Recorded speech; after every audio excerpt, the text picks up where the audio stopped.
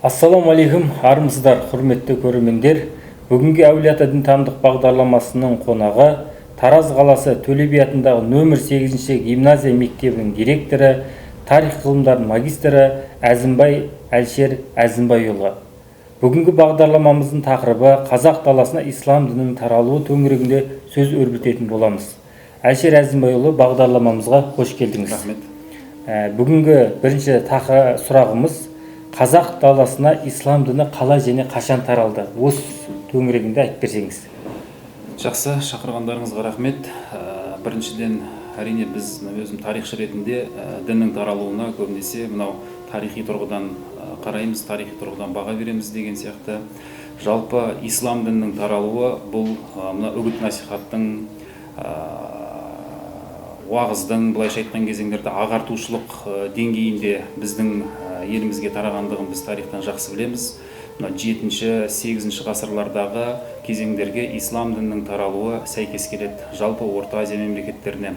Соның ішінде біздің елімізге таралған кезеңдері әрине бұл 7 ғасырдың аяғы, 8 ғасырдың басы деп нақтылауға болады. Енді өздеріңіз білетіндей, ислам дінінің Қазақстан жеріне, Орта Азия аумағына таралуы бұл тікелей тарихи оқиғалармен байланысты. Тарихқа жүгінетін болатын болсақ, араб мемлекетінің, арабтардың ислам дінін таратуға осы өзіміздің аймаққа келуі бұл тікелей мынау тарихтағы 751 жылы болған Атлах шайқасымен байланысты. Атлах шайқасының маңызын, тарихи ерекшелігін біз нақты айту керекпіз. Мінекей осы оқиғаның нәтижесінде Орта Азия аймағына ислам дінінің таралуы кеңінен құлаш жая бастады. Өздеріңіз білетіндей, 751 жылы болған Атлах шайқасында әрине ол кезеңдерде бұл аумақтың барлығында түркі тілдес халықтар мекен етті. Соның ішінде ең ірісі Қарлұқ тайпалар дейміз, немесе Қарлұқ мемлекеті. Осы аумақтың барлығы Қарақтай мемлекетінің бодандығында болды ол кезде.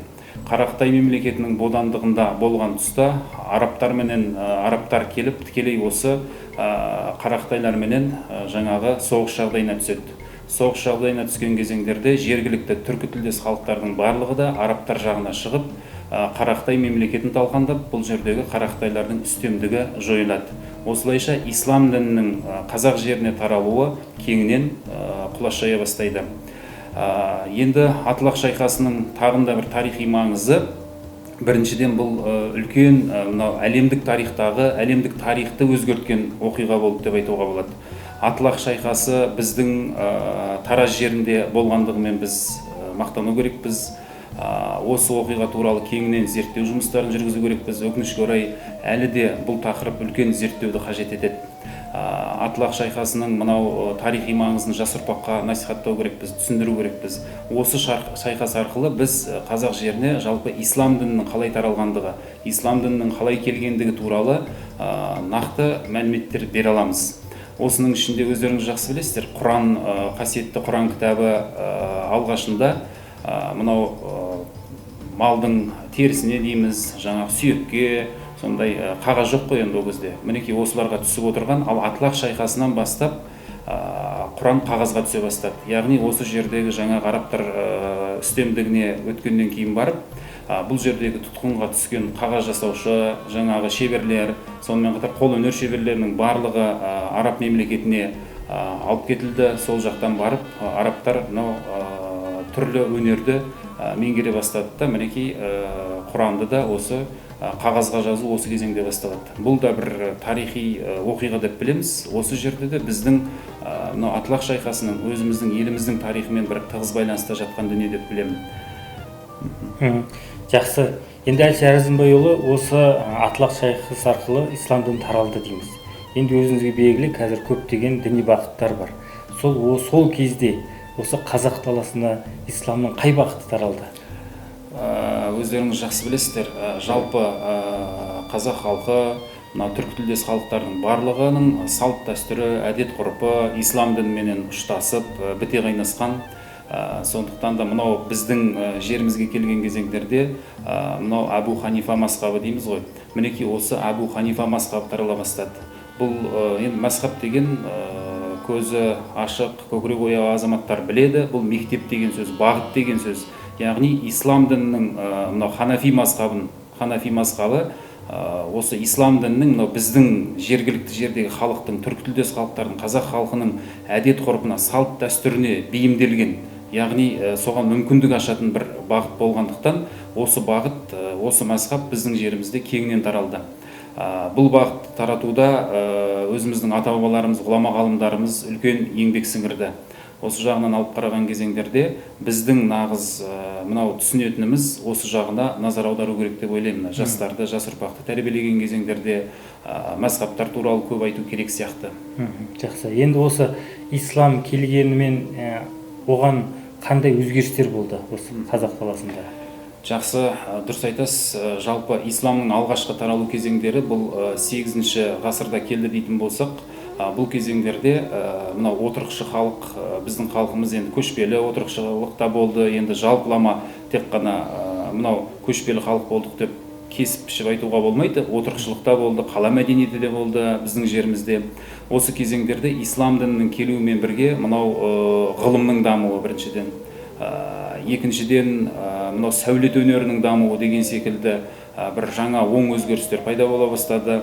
Одан кейін барып ислам дінінің өркендеуі, дамуы мына қараханиттер дәуіріне тұспа-тұс келген сіздер жақсы білесіздер. Қарахан дәуірінде ислам діні гүлденді, мемлекеттік дінге айналды.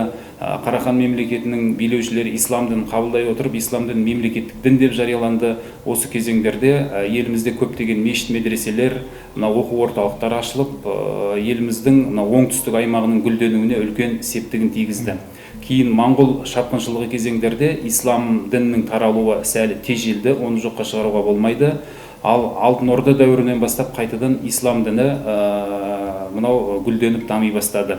Жалпы біздің тарихымыздағы алып қарайтын болсақ, біздің өткен тарихымыз тікелей ислам дінімен байланысты. Заңдарымыз болсын, әдет ғұрыптарымыз болсын, салт дәстүрлеріміздің барлығы да ислам дінімен ұштасып жатады. Жақсы. Енді кейбір азаматтар айтып жатады, мынау исламға дейін түрік қағанаттар болды, ислам келгеннен кейін біз ұлттық құндылығымыздан, дәстүрімізден айырылып қалды дейді. Бұған сіз қалай қарайсыз? Енді бұндай сұрақты естіп жатамыз, бірақ мен бұл сұраққа келіспеймін. Неге десеңіз, біздің ұстанып жатқан ата-бабаларымыздың, жалпы ислам діні келгенге дейінгі ұстанған ата-бабаларымыздың салт дәстүрінің барлығы да ол исламға ешқандай да кері қар дүние емес. Біз қандай әдет ұстансақ та, қандай ғұрыпты ұстансақ та, оның барлығы да тікелей ислам дінінің, яғни шариғатқа кедергі келтіретін, болмаса бір шариғатқа бір қарсылық танытатын ондай біздің жаңағы дүниелеріміз жоқ. Елбасымыз Нұрсұлтан Әбішұлы бір сөзінде айтады ғой, біздің тарихымызда ұялатын ештеңе жоқ деп. Сондықтан да бұл жағынан нақты айту керек, біз ислам діні жалпы біздің салт дәстүріміз, әдет ғұрпымызға ешқандай да қарсылық танытпайды. Өкінішке орай әртүрлі радикалдық топтар бар, әртүрлі теріс бағыттар бар. Мінекей осындай теріс бағыттардың әсерінен, діни сауатсыздықтың төмендігінен осындай ұғымдар, осындай түсініктер, осындай сұрақтар туындап жататындығы рас. Біздің салт дәстүрімізді жоққа шығарып, салт дәстүрімізді ол дұрыс емес деген секілді пікірлер айтылып жатады. Егер де жас ұрпақ, жалпы қоғам діни сауатты болатын болса, оның барлығы жаңағы өзінің сол деңгейінде қалып көтерілмейтін сұраққа айналады деп ойлаймын. Жақсы. Әлшер Әзімбайұлы, соңғы сұрағым, қазіргі таңдағы Қазақстандағы діни ахуалға өзіңіз жеке қандай баға бересіз? Қазіргі таңда исламның дамуы қай деңгейде жеке пікіріңіз? Жақсы сұрақ. Жалпы еліміз тәуелсіздік алғалы бері ислам дініне қуат бітті деп айтуға толық негіз бар. Ата-бабаларымыздың ұстанған дінімен тәуелсіздік алғаннан кейін барып қауыштық, көптеген оң өзгерістер болды. Мынау ел тәуелсіздігінің нәтижесінде, егеменділіктің нәтижесінде, арқасында елбасымыздың жүргізген сарабдал, салиқалы саясатының нәтижесінде дініміз де өзінің орнына қонды. Бүгінгі күні бізді бір қуантатындығы, мынау әсіресе жастардың осы дінге дұрыс бет бұруы, бағыт бұруы деген секілді, сонымен қатар түрлі мынау діни орталықтар, оның ішінде зайырлы түрде мемлекеттің жаңағы бақылауындағы мекемелердің жұмыс істеуі, діни орталықтардың, соның ішінде мынау мешіт медреселердің көбеюі, сондай ақ жоғарғы оқу орындарының ашылуы, бұның барлығы да әрине бүгінгі біздің қоғамдағы ислам дінінің өзінің орнын көрсетеді. Бірақ шын мәніне келген кезеңдерде қазір біз ислам дінін жастардың арасында дұрыс насихаттау керекпіз. Діни сауаттылықты жоғары деңгейге жеткізу керекпіз. Өкінішке орай енді осыдан бір 10 шақты жыл бұрын мына түрлі ағымдар қаптап кетті.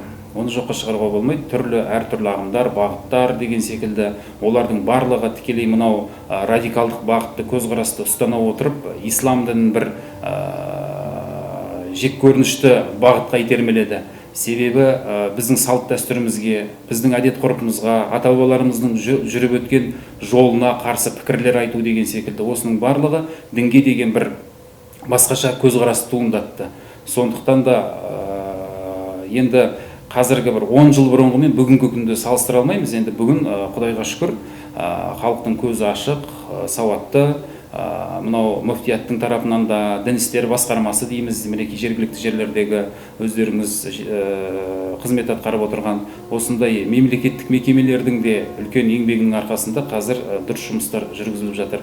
Жалпы бүгінгі күнгі исламның дамуына оң баға беруге болады. Бірақ осы жолда, осы бағытта біз ағартушылық жұмысты күшейту керекпіз. Ол ағартушылық жұмыс мынау зайырлы бағытта болу керек.